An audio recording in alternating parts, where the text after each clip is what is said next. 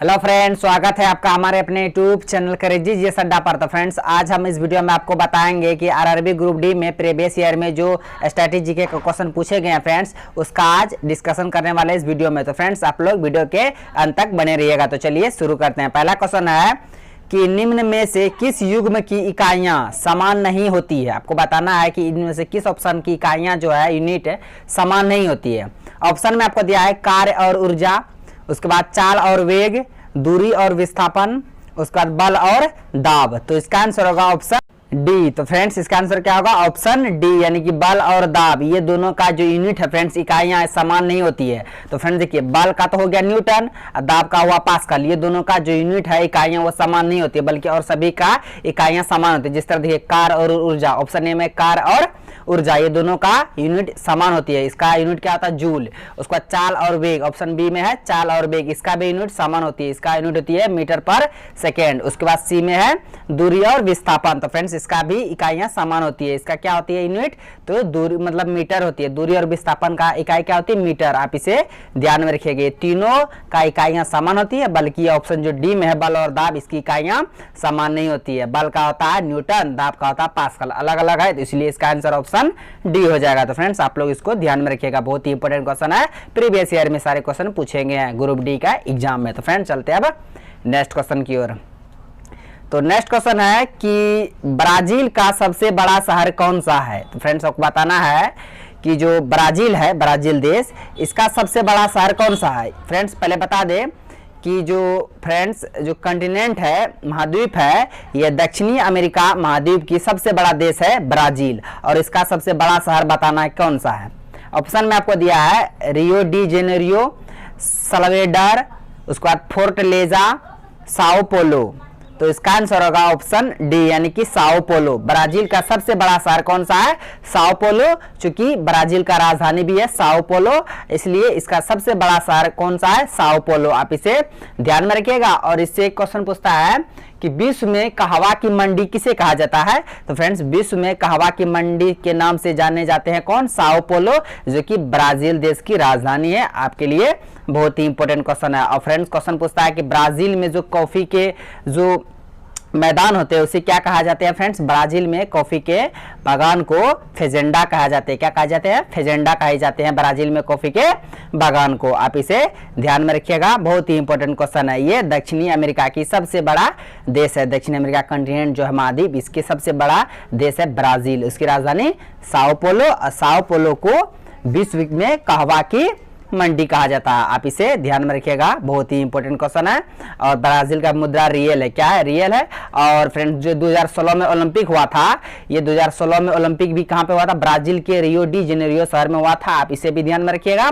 और उसके बाद जो 2020 में होने वाले थे ओलंपिक, जो कि टोक्यो ओलंपिक, वो 2020 में नहीं होकर 2021 में हुआ था, हाल फिलहाल में जो हुआ था, जिसमें नीरज चोपड़ा ने गोल्ड मेडल जीता था, भारत के लिए एकमात्र गोल्ड। फ्रेंड्स, आप इसे ध्यान में रखिएगा। 2016 में ओलंपिक का हुआ था ब्राजील के रियो डी जेनेरियो शहर में। और इससे ब्राजील से क्वेश्चन पूछेगा कि जो प्रथम पृथ्वी सम्मेलन था फ्रेंड्स, जो कि प्रथम जलवायु सम्मेलन थे, पृथ्वी सम्मेलन, ये 1992 ईस्वी में रियो डी जेनेरियो में ही हुआ था। 1992 में प्रथम पृथ्वी सम्मेलन। बहुत ही इंपॉर्टेंट क्वेश्चन है। क्वेश्चन पूछता है कि प्रथम पृथ्वी सम्मेलन कब हुआ था और कहां हुआ था। तो ये 1992 में ब्राजील के रियो डी जेनेरियो शहर में हुआ था प्रथम पृथ्वी सम्मेलन 1992 को। आप इसे ध्यान में रखिएगा, बहुत ही इंपॉर्टेंट क्वेश्चन है। तो फ्रेंड्स, चलते हैं अब नेक्स्ट क्वेश्चन की ओर। फ्रेंड्स, हम जो एक्स्ट्रा फैक्ट बता रहे हैं आप लोग उसे नोट कर लीजिएगा और याद भी कर लीजिएगा, क्योंकि प्रीवियस ईयर ग्रुप डी के एग्जाम में पूछे गए सारे क्वेश्चन है। तो फ्रेंड्स, अगर वीडियो अच्छा लग रहा तो लाइक भी कर दीजिएगा कि हम और अच्छी तरह से पढ़ा सके आपको। तो फ्रेंड्स, नेक्स्ट क्वेश्चन है कि ब्लैक रॉक, जो फ्रेंड्स ब्लैक रॉक है, ये रेगिस्तान कहाँ स्थित है? ब्लैक रॉक रेगिस्तान कहाँ पे स्थित है? ऑप्शन में आपको दिया है चीन, इजिप्ट, यूनाइटेड स्टेट, दक्षिण अफ्रीका। तो इसका आंसर होगा ऑप्शन सी, यानी कि United state. United state of America में ब्लैक पर्वत, ये ब्लैक रॉक जो है वो रेगिस्तान स्थित है। कहाँ पे? यूनाइटेड स्टेट में। आप इसे ध्यान में रखिएगा, बहुत ही इंपॉर्टेंट क्वेश्चन है। इससे रिलेटेड कुछ मोस्ट इंपॉर्टेंट क्वेश्चन बता रहे हैं, आप लोग सिर्फ ध्यान से सुनिएगा। तो देखिए, ब्लैक रॉक ये हो गया, ब्लैक रॉक रेगिस्तान यूनाइटेड स्टेट में। लेकिन ब्लैक फॉरेस्ट पूछेगा तो फ्रेंड्स, ब्लैक फॉरेस्ट ये जर्मनी में है। ये दोनों कंफ्यूज मत होइएगा। ब्लैक रॉक रहेगा तो ये यूनाइटेड स्टेट में है, और ब्लैक फॉरेस्ट पूछेगा तो ये जर्मनी में है, आप दोनों को याद रखिएगा। उसका टाकला मकान रेगिस्तान ये चीन में है, बहुत ही इंपॉर्टेंट क्वेश्चन है। टाकला मकान रेगिस्तान कहाँ पे स्थित है, तो ये चीन में है। दस्त ए लूत ये रेगिस्तान ईरान में स्थित है। दस्त ए लूत ये रेगिस्तान कहाँ पे स्थित है, ईरान में। कराकुम रेगिस्तान ये तुर्कमेनिस्तान में है, आप इसे भी ध्यान में रखिएगा, बहुत ही इंपॉर्टेंट क्वेश्चन था। तो चलते हैं अब नेक्स्ट क्वेश्चन की ओर। तो नेक्स्ट क्वेश्चन है कि डॉट डॉट की एसआई इकाई वोल्ट है, किसकी यूनिट जो वोल्ट है आपको बताना है। ऑप्शन में आपको दिया है विद्युत धारा, उसके बाद प्रतिरोध, विभवांतर, विद्युत आवेश। तो इसका आंसर होगा ऑप्शन सी, यानी कि विद्युत मतलब विभवांतर। तो विभवांतर का SI मात्रक वोल्ट होता है। और उसके अलावा जो ऑप्शन ए में विद्युत धारा, इसका SI इकाई होता है एम्पियर। बी में प्रतिरोध, इसका यूनिट होता है ओम। प्रतिरोधकता पूछेगा तो ओम मीटर। उसके बाद विद्युत आवेश का कूलम। आप चारों को याद रखिएगा, इसका यूनिट भी याद रखिएगा, बहुत ही इंपॉर्टेंट क्वेश्चन है, प्रत्येक एग्जाम में यूनिट से क्वेश्चन पूछे जाते हैं, तो इसलिए आप लोग इसे ध्यान में रखिएगा। तो चलते हैं अब नेक्स्ट क्वेश्चन की ओर। तो नेक्स्ट क्वेश्चन है कि गौतम बुद्ध की माँ का नाम क्या था। फ्रेंड्स, जो बौद्ध धर्म के संस्थापक थे गौतम बुद्ध, उसका माँ का नाम क्या था। ऑप्शन में आपको दिया है त्रिशला, कनिका, कौशल्या, माया। तो इसका आंसर होगा ऑप्शन डी, यानी कि माया, महामाया उसका मतलब जो माँ की नाम मतलब माँ का नाम थी किसका, गौतम बुद्ध का। और उसके पिता का जी का नाम थे शुद्धोधन। और ऑप्शन ए में फ्रेंड्स त्रिशला, तो ये महावीर स्वामी की माँ थी। उसके बाद कौशल्या, ये भगवान राम जी थे फ्रेंड्स, उसकी माँ की नाम थी कौशल्या। आप इसे भी ध्यान में रखिएगा, बहुत ही इंपॉर्टेंट क्वेश्चन था। तो फ्रेंड्स चलते हैं अब नेक्स्ट क्वेश्चन की ओर। तो फ्रेंड्स नेक्स्ट क्वेश्चन है कि नवंबर 1525 में स्थापित होने के बाद बाबर दिल्ली से 80 किलोमीटर उत्तर की ओर पानीपत में 21 अप्रैल डॉट डॉट को इब्राहिम से मिला था।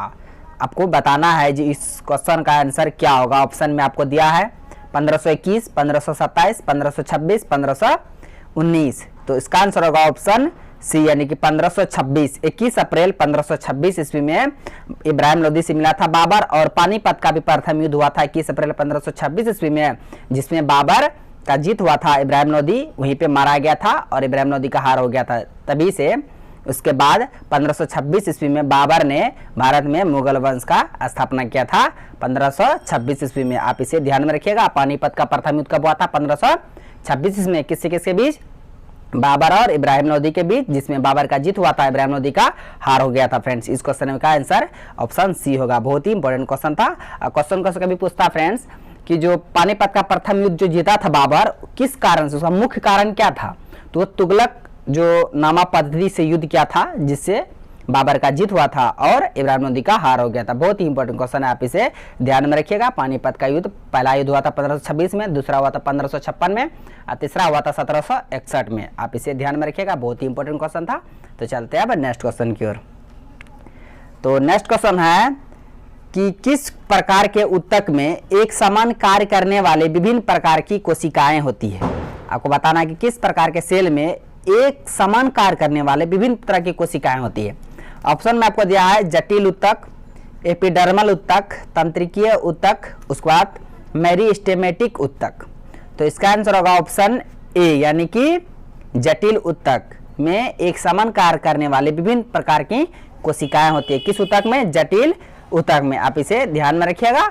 और देखिए फ्रेंड, जटिल ऊतक कहते हैं किसको है, देखिए दो या दो से अधिक प्रकार की जो कोशिकाएं हैं उससे बनने वाले जो ऊतक है उसे ही जटिल अस्थायी ऊतक कहते हैं। ये दो तरह के होते हैं। कितने तरह के, दो तरह के होते हैं, जाइलम और फ्लोएम। आपने नाम सुना ही होगा कि जाइलम जो पौधे में जल का परिवहन करते हैं और फ्लोएम खाद्य पदार्थों का परिवहन करते हैं। तो ये दो तरह के होते हैं, कौन, जटिल ऊतक। और इसमें जो कोशिकाएं होते हैं ऊतक एक समान कार्य करने वाले विभिन्न तरह के कोशिकाएं होती है किसमें, जटिल ऊतक में। और ये दो तरह के होते हैं, जाइलम और फ्लोएम। जाइलम का कार्य है पेड़ पौधों में जल का परिवहन करना और फ्लोएम का कार्य है पेड़ पौधे में खाद्य पदार्थों का परिवहन करना। आप इसे ध्यान में रखिएगा, बहुत ही इंपॉर्टेंट क्वेश्चन था। तो चलते हैं अब नेक्स्ट क्वेश्चन की ओर। तो नेक्स्ट क्वेश्चन है कि तरंगे डॉट डॉट तरंगे चमगादड़ को उनके रास्ते में आने वाली बाधाओं का पता लगाने में मदद करते हैं। फ्रेंड, जो चमगादड़ जाते हैं अपना रास्ते होके, तो उसके किसकी मदद से, किस तरंग की मदद से उनको रास्ता में जो आने वाली बाधाएं हैं उसको पता लगाने में मदद मिलती है। ऑप्शन में आपको दिया है अपश्रव्य, अति पराध्वनिक, पराध्वनिक, पराश्रव्य। तो इसका आंसर होगा ऑप्शन डी, यानी कि पराश्रव तरंगे जिसकी मदद से चमगादड़ अपने रास्ता में आने वाली बाधाओं को दूर करने में उसको सहायता मिलती है। किस तरंग की मदद से? तो पराश्रव तरंग की मदद से। क्योंकि देखिए पराश्रव तरंग जो आवृत्ति होती है 20,000 हर्ट्ज से ऊपर होती है, अधिक होती है, और पराश्रव तरंगे को मनुष्य के जो मानव के कान होते हैं उसको नहीं सुन सकते हैं। इसको केवल कुत्ता हुआ, बिल्ली हुआ, चमगादड़ आदि यही सब सुन सकते हैं। पराश्रव तरंग का जो आवृत्ति होती है कितना 20,000 हर्ट्ज से अधिक होती है। इसको मनुष्य के जो कान होते हैं उसको नहीं सुन सकते हैं। इसको कौन कौन सुन सकते हैं? तो चमगादड़ इस ध्वनि तरंगों को सुन सकते हैं, पराश्रव तरंगों को। बिल्ली सुन सकते हैं, चमगादड़ सुन सकते हैं, कुत्ता भी सुन सकते हैं पराश्रव ध्वनि तरंगे को। आप इसे ध्यान में रखिएगा। तो इसलिए इसका आंसर ऑप्शन डी होगा, पराश्रव ध्वनि तरंग की मदद से चमगादड़ अपने रास्ता में आने वाली बाधाओं को दूर करने में सहायता मिलती है। किस तरंग की मदद से? तो पराश्रव तरंग की मदद से। तो आप इसे ध्यान में रखिएगा, बहुत ही इंपॉर्टेंट क्वेश्चन था। तो चलते हैं अब नेक्स्ट क्वेश्चन की ओर। नेक्स्ट क्वेश्चन है कि क्रिकेट माई स्टाइल पुस्तक किसने लिखी है? तो फ्रेंड्स ये बुक जो है पुस्तक क्रिकेट माई स्टाइल, ये बुक किसकी है? ऑप्शन में आपको दिया है सुनील गावस्कर, रवि शास्त्री, कपिल देव, अनिल कुंबले। तो इसका आंसर होगा ऑप्शन सी, यानी कि कपिल देव। कपिल देव का जो पुस्तक है क्रिकेट माई स्टाइल, ये पुस्तक किसका है? कपिल देव का, जो कि बहुत ही इंपॉर्टेंट क्वेश्चन है। आप इसे ध्यान में रखिएगा। कपिल देव एक क्रिकेटर थे जो भारत का जो पहला वर्ल्ड कप जीते थे। फ्रेंड्स एक कपिल देव की कप्तानी में भारत ने पहला वर्ल्ड कप जीते थे और दूसरा जीते थे धोनी की कप्तानी में। आप इसे भी ध्यान में रखिएगा। इसके अलावा भी जो फ्रेंड्स कपिल देव का पुस्तक है जो कि इंपॉर्टेंट, बहुत ही इंपॉर्टेंट पुस्तक है, स्ट्रेट फ्रॉम हार्ट, ये भी पुस्तक कपिल देव की ही है। उसके बाद माई सनी डे, ये पुस्तक सुनील गावस्कर जी के हैं, बहुत ही इंपॉर्टेंट पुस्तक है। आप इसे भी ध्यान में रखिएगा। तो फ्रेंड्स आज का क्वेश्चन बस यहीं तक था। आई होप सारे क्वेश्चन समझ गए। अगर आप नए हैं तो मेरे यूट्यूब चैनल करेजी जी अड्डा को सब्सक्राइब करें और बेल आइकन को भी हिट कर दीजिए ताकि हर एक लेटेस्ट वीडियो का नोटिफिकेशन तुरंत आप तक पहुंच जाए। Thanks for watching video. धन्यवाद। मिलते हैं अब नेक्स्ट वीडियो में।